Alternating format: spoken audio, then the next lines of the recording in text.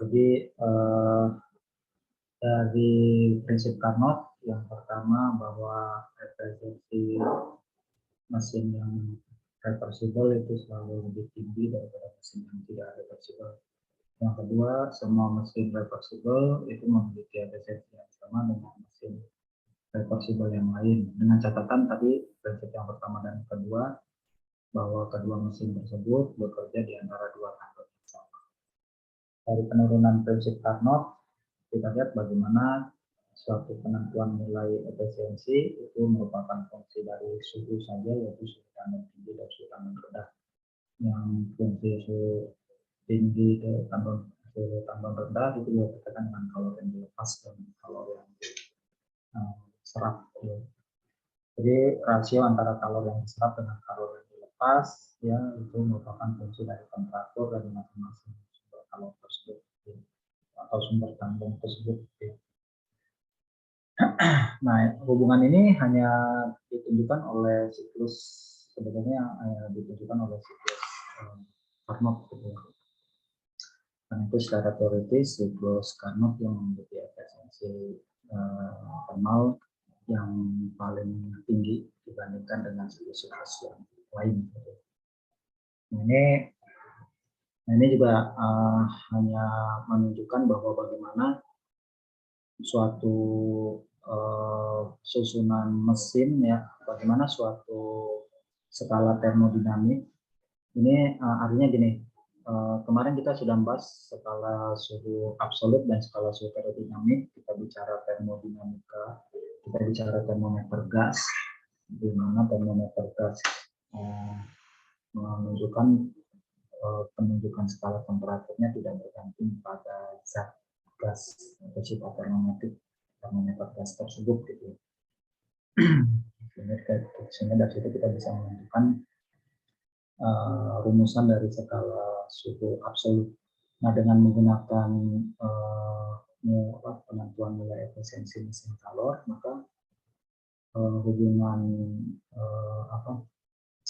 hubungan suhu penentuan skala suhu termodinamik skala absolut itu juga bisa dibuktikan atau didukung dengan teori nilai efisiensi dari mesin kalor.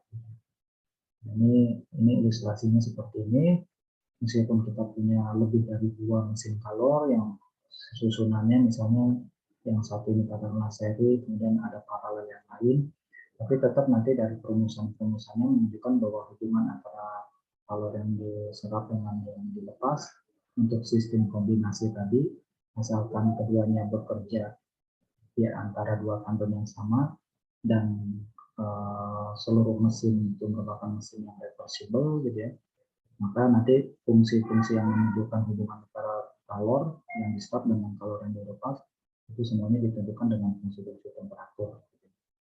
Nah, demikian besaran temperatur yang ditentukan dalam penentuan mesin efisiensi mesin yang reversible itu semuanya menunjukkan besaran temperatur yang tidak dipengaruhi oleh besaran-besaran ataupun tidak kerja yang dimiliki oleh masing-masing mesin. Itu kan prinsip kerjanya sama seperti termometer gas pada temperatur rendah, di mana penunjukan suhunya itu adalah betul-betul menunjukkan nilai suhu yang independen yang tidak bergantung pada sifat termometrik dari gas tersebut. Nah, ini juga sama, tidak bergantung dari fluida yang digunakan oleh mesin, semua bahwa nilai efisiensinya ditentukan oleh kalori yang diserap dan kalori yang dilepas, di mana kalori yang diserap dengan yang dilepas itu merupakan suhu temperatur dari suhu atau temperatur dari masing-masing sumber kalor, di mana kalori dilepas dan kalori diserap. Ya, jadi singkatnya kira-kira seperti itu untuk menjelaskan bagaimana kerja dari suatu mesin kalor yang reversible digunakan juga untuk menentukan suhu skala suhu termodinamik. Nah, hal yang berlaku juga nanti sebenarnya untuk mesin pendingin ya. Nanti untuk mesin pendingin juga bisa berlaku juga, ya, berlaku hal yang sama. Ini kesimpulan dari efisiensi thermal mesin kalor. Ini kita lihat bahwa mesin thermal kalau dia efisiensinya lebih kecil dari mesin yang reversible, maka dia merupakan mesin yang tidak reversible. Sementara kalau suatu mesin yang reversible itu akan memiliki efisiensi yang sama dengan mesin reversible yang lain. Sementara kalau nilai efisiensi satu mesin lebih besar daripada efisiensi mesin thermal yang reversible, efisiensi thermal dari mesin reversible itu tidak mungkin. Nah, dari ini saya ingin kembali lagi ke materi kita yang minggu lalu. Sebelum kembali lagi, ini saya ulangi lagi bahwa dari penentuan efisiensi mesin Carnot, ya, efisiensi mesin Carnot yang reversible kita bisa peroleh hubungan ini 1 TL per TH. Nilai efisiensinya hanya ditentukan oleh suhu tandon, ya, suhu tandon rendah dan suhu tandon tinggi, tidak dipengaruhi oleh parameter-parameter yang lain, gitu ya. Nah, kemudian dari sini perumusan efisiensi dari mesin Carnot tersebut digunakan untuk menentukan skala suhu termodinamik. Ya. Jadi ini skala temperatur yang disebut juga sebagai skala Kelvin, ya, atau dalam skala ini disebut juga skala absolut. Jadi perbandingan suhu itu bergantung pada perbandingan antara kalor yang ditransfer pada suatu di antara satu mesin yang reversible dengan tandon dengan reservoir, gitu. Tidak bergantung dari sifat fisis dari sifat fisis atau tidak kerja dari masing-masing mesin. Ya, mungkin sederhananya yang tadi saya sampaikan kira-kira seperti ini, bahwa kalau ini ada mesin yang reversible 1, gitu ya, ini ada mesin yang reversible 2, ya, ini sama-sama reversible, dia menerima kalor yang dari tandon tinggi dan lepasnya ke tandon rendah, ya, kemudian dia mengkonversi sebagian menjadi kerja.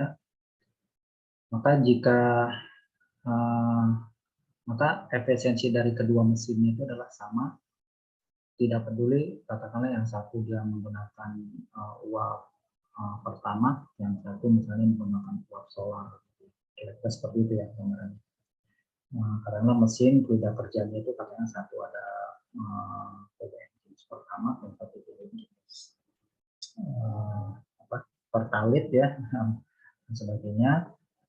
Nilai efisiensi keduanya, asalkan keduanya adalah bekerja secara reversible, maka dan siklusnya katakanlah menggunakan siklus Carnot, gitu ya, maka efisiensi keduanya itu adalah sama. Itu yang disampaikan oleh prinsip Carnot. Nah, kalau terkait dengan efisiensi, saya ingin balik lagi ke pembahasan kita yang waktu itu.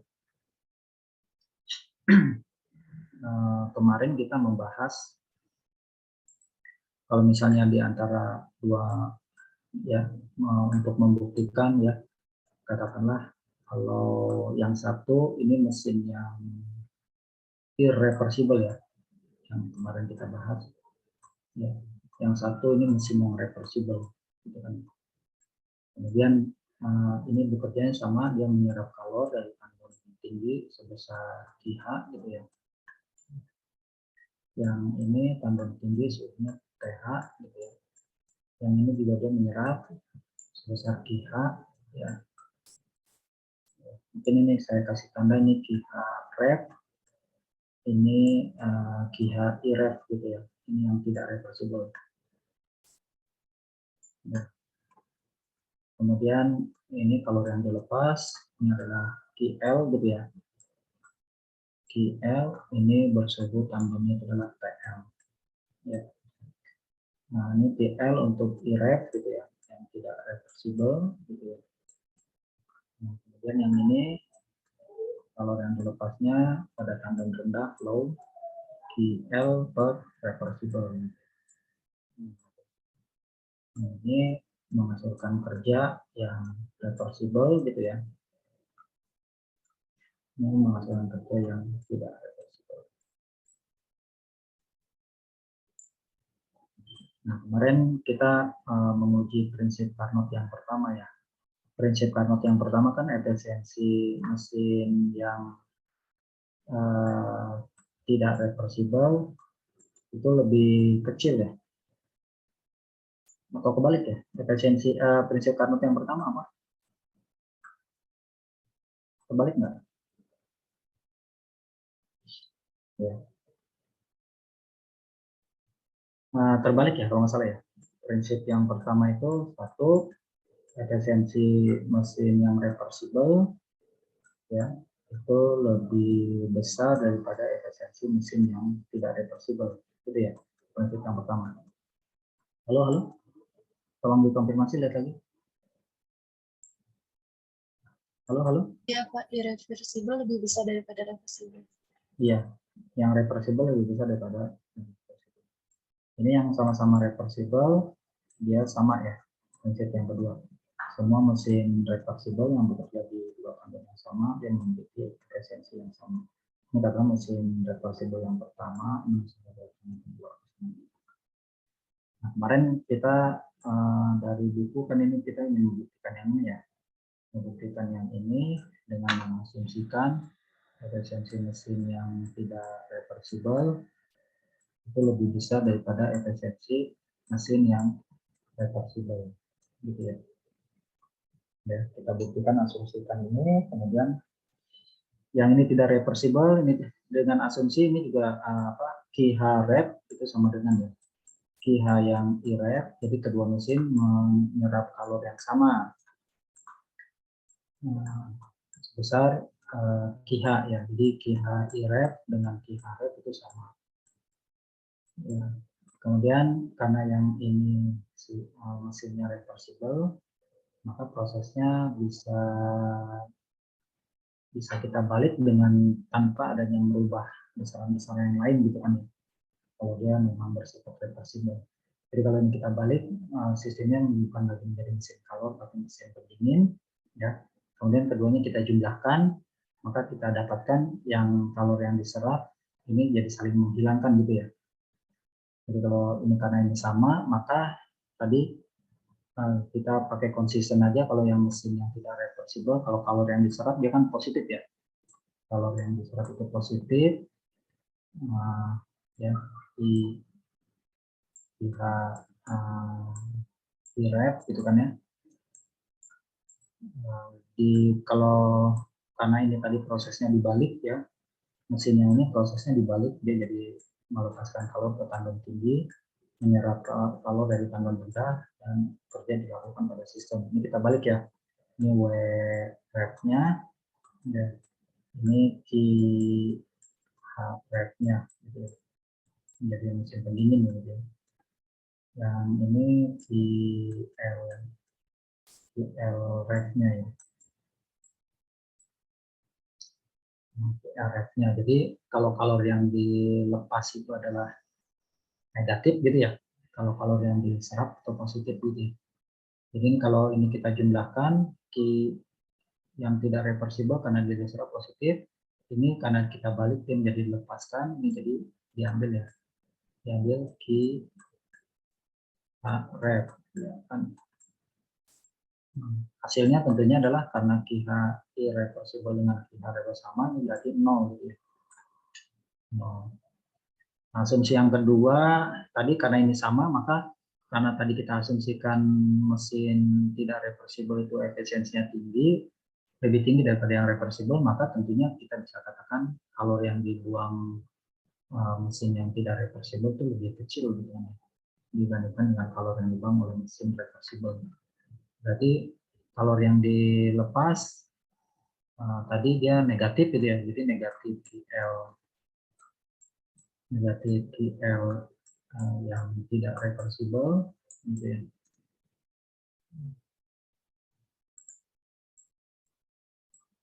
yang tidak reversible, kemudian ini karena berubah menjadi mesin pendingin, jadi kalori yang diserap dia menjadi positif ya. Ini KL reversible. Hasilnya adalah karena ini tadi kalau dia ini maka kan karena kita asumsinya efisiensi yang tidak reversible lebih tinggi daripada mesin yang reversible, maka tentu secara tidak langsung kita bisa katakan KL yang irreversible itu lebih kecil dibandingkan yang reversible ya. Kemarin kita coba-coba dengan kasus kalau misalnya ada dua buah tandon, yang satu tandon tinggi sudah 500 Kelvin, yang rendah 100 Kelvin, kemudian kita coba-coba kalau yang mesin yang paling efisien itu kan kalau yang buangannya paling kecil ya. Kalau ini buangannya kecil berarti ini kan KL itu lebih kecil daripada KL reversible gitu ya. Nah, itu konsumsinya ini negatif, ini jadi negatif. Ini negatif. Ini tadi 0, ini negatif. Kerjanya tadi ini kerja tadi kalau kerja yang dilakukan oleh sistem, kalau dia keluar berarti kan kerja dilakukan oleh sistem. Kerja yang dilakukan oleh sistem itu kan kerja positif ya. Jadi ini positif W irreversible. Kemudian ini karena kerja dilakukan pada sistem itu kerja negatif ya. Karena kan tadi ini prosesnya dibalik. Maka ini negatif W reversible. Karena tadi kita asumsikan efisiensi mesin tidak reversible lebih tinggi daripada mesin yang reversible, maka tentunya kerja yang dihasilkan oleh mesin yang tidak reversible lebih besar kan dibandingkan kerja yang dihasilkan oleh mesin yang reversible, ya kan? Jadi konsekuensinya lebih besar. Jadi ini lebih besar, ini berarti positif. Ya. Positif. Jadi hasil akhirnya penjumlahannya ini, penjumlahan ini dengan ini, karena ini tadi prosesnya sudah dibalik dari sini, maka kita dapatkan mesin yang kerjanya tadi apa? Yang ini 0, yang ini 0 berarti tidak ada kalori yang diserap, sudah jelas sudah. Nah, kerjanya jadi negatif, kerja negatif berarti ini kan dia masuk ke dalam, gitu ya. Ini positif, sorry, maaf. Selisih kerjanya positif berarti dia keluar ya. Sistem melakukan kerja. Dan kalori yang dilepas tadi ini karena kalori lebih kecil dibandingkan ini, berarti ini minta maaf ya. Karena ini lebih kecil daripada ini jadi positif ya. Ini jadi positif. Jadi Q yang dilepasnya positif, kalau Q yang dilepasnya positif berarti dia kalori yang diserap ya. Jadi dia begini. Nah, ini tentunya bertentangan dengan pernyataan Kelvin Planck ya. Artinya mesin hanya bekerja pada satu tandon. Nah, sekarang sebenarnya bisa saudara asumsikan juga untuk menunjukkan kebenaran. Kalau misalnya saya buat, kalau di rujukan tulisan yang selanjutnya itu adalah itu ya. Kalau misalnya efisiensi mesin yang kedua ya, untuk membuktikan pernyataan efisiensi yang kedua, efisiensi mesin yang reversible 1 misalnya lebih tinggi daripada efisiensi mesin reversible yang kedua. Nah, pembuktiannya nanti kurang lebih sama. Jadi dia bertentangan dengan pernyataan Kelvin Planck ataupun Clausius. Nah, mungkin ini menarik kalau misalnya kita pakai asumsi yang lain untuk membuktikan. Bisa nggak kalau misalnya kita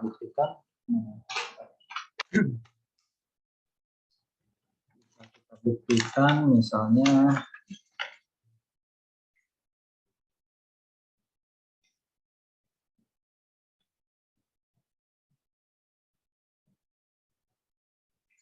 coba kalau misalnya kita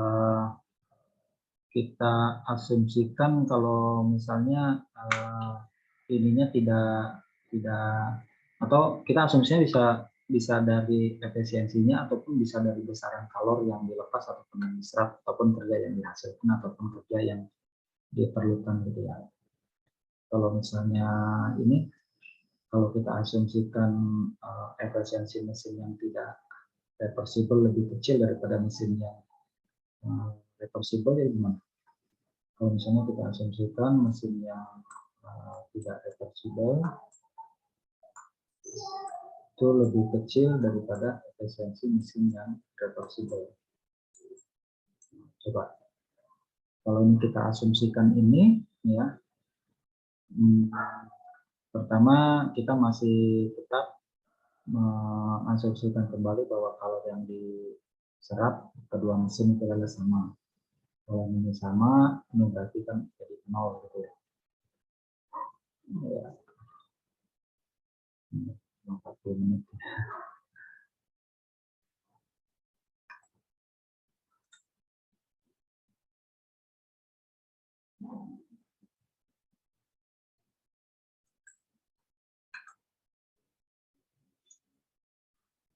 Nah, kemudian kita asumsikan QL yang kedua, QL yang ininya karena dia lebih rendah, ini berarti QL yang tidak reversible lebih besar ya, lebih besar. Kalau ini lebih besar berarti ini kan jadi negatif ya. Jadi yang tadinya ini positif ini jadi negatif ya. Kemudian kalau tadi kita asumsikan yang tidak reversible lebih kecil daripada yang reversible, maka kerjanya itu yang tidak reversible lebih kecil ya dibandingkan yang reversible. Jadi ini negatif. Jadi kita dapat 0, negatif negatif. Kalau 0 negatif negatif jadi tetap sama. Yang sininya 0, tidak ada kalor yang dilepas. Kemudian kalau ini negatif berarti ini kerja yang diberikan pada ini dengan kalor yang dilepas gitu.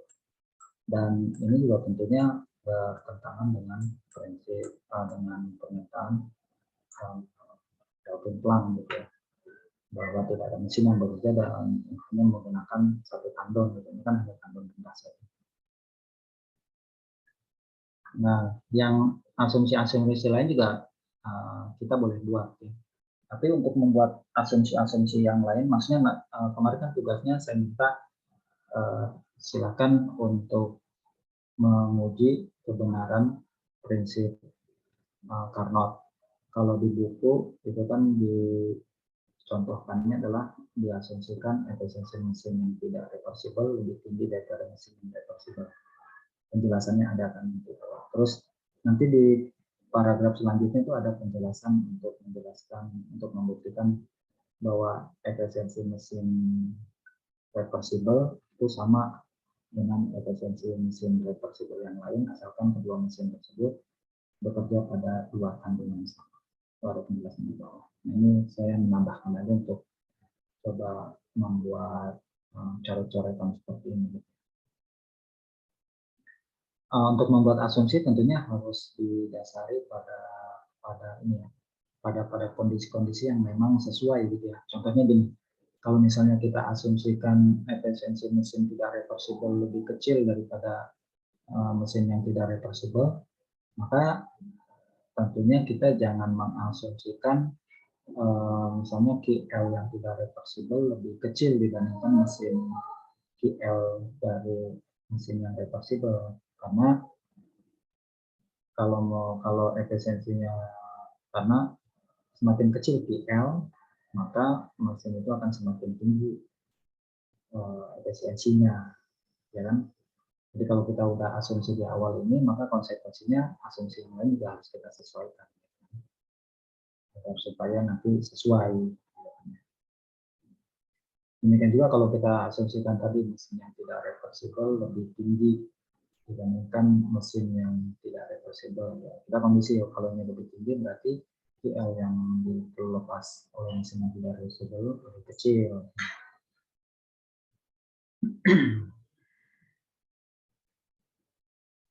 Ya itu ya, mungkin ada pertanyaan.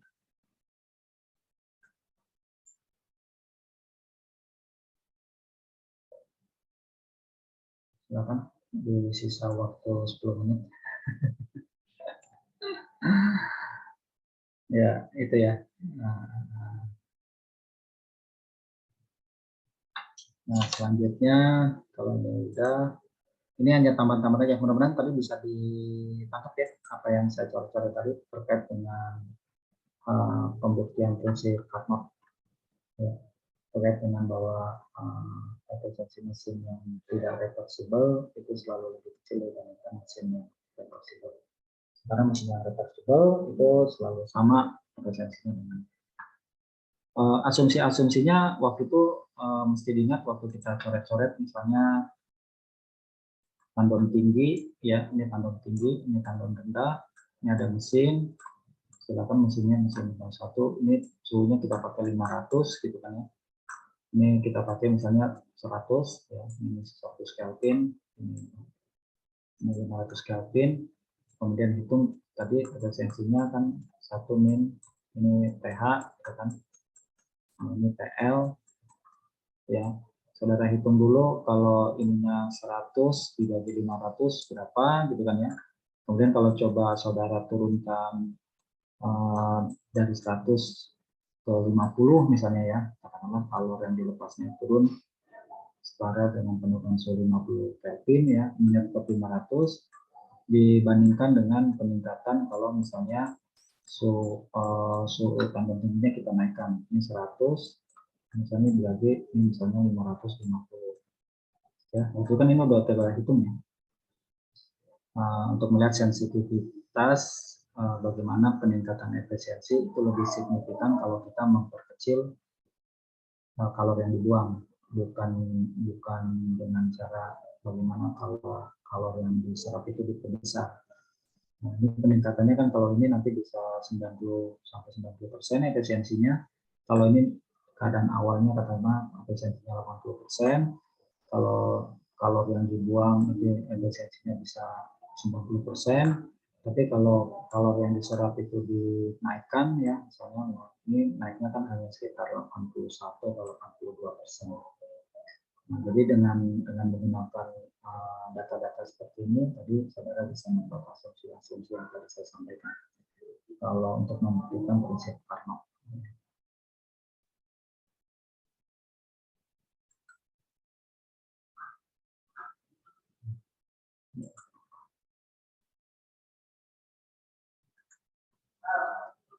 Baik, nah nanti selanjutnya nanti efisiensi itu juga nanti dikaitkan dengan ini ya, dengan entropi, tapi nanti entropi minggu depan aja kita bahas bagaimana proses yang reversible dengan tidak reversible itu juga kita akan mendapatkan suatu besaran yang kita sebut sebagai entropi. Singkatnya itu adalah tadi kalau dari penurunan untuk penentuan skala temperatur termodinamik ya, skala suhu termodinamik dari penentuan dari perhitungan efisiensi mesin kalor kita peroleh tadi perbandingan antara QH gitu kan ya dengan QL gitu kan ya, itu sama dengan pH per TL gitu kan ya. Ya, kalori yang dilepas pada tandon tinggi sebenarnya dengan suhu tandon tinggi, kalori yang dilepas pada tandon rendah sesuai dengan suhu tandon rendah. Nah, untuk proses atau ini kan bisa kita tuliskan sebetulnya adalah pH per pH gitu kan ya. Itu sama dengan PL per PL gitu kan ya. Nah, kalau ini kita pindahkan ya pH pH dikurangi PL per PL itu sama dengan 0. Nah, ini artinya bahwa ini kan untuk proses yang reversible. Untuk proses yang reversible kita bisa peroleh seperti ini. Dan kalau misalnya kita punya suatu siklus, ya katakanlah siklusnya sembarangan, ya, tapi dia bekerja di antara dua tandon. Siklusnya ini misalnya dia sekumpulan dari siklus Carnot. Ya, misalnya satu siklus Carnot yang kita gambarkan begini ya, 2 adiabat dan 2 isotermal, gitu kan.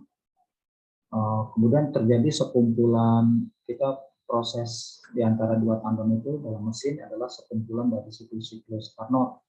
Ini katakanlah ini Carnot yang pertama, ini kemudian dia dilanjutkan dengan Carnot yang kedua, ini Carnot yang ketiga, ini Carnot yang keempat, ini Carnot yang kelima, ini Carnot yang keenam, terus sampai dia membuat satu siklus. Ya, nanti penjelasannya ada di buku, tapi minggu depan aja ya kita bahas lagi. Tadi saya belum sempat saya gambarkan.